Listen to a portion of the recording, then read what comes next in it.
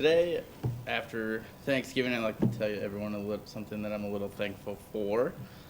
I had a roommate who was a really good friend of mine that I went to high school with a few years back. We lived in Cedar Rapids, Iowa, and to save some money, we decided to move in together. And we found this really nice 2-bedroom duplex. We were on the lower unit, and it was only $225 a person. We're like, this is awesome, super cheap. It's a little rundown, but it was all right. We were just two guys who didn't care. After about a month, we decided it was getting a little pricey, so we sought out a third roommate. And when we were looking, we found a friend of mine who graduated college, was looking for his first job, his first place to live. So we brought in a third roommate, so now rent was only $150. I think this was when I decided that I wanted to become a financial representative.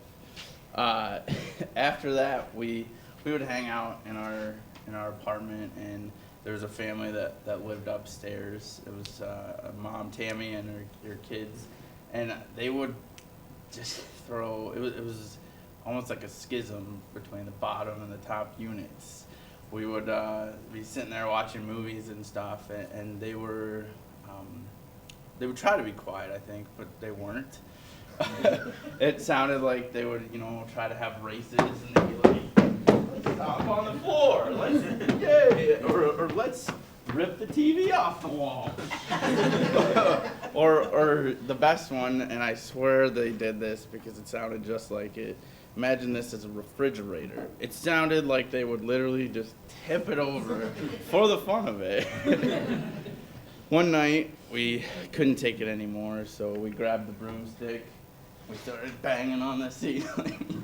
And all of a sudden, we get a knock on the door. And it's Tammy, the mom, and she's like, What's going on, Steven? And I was like, come on in, Tammy. So we kind of walk into the living room, and I'm just like, shh, be quiet.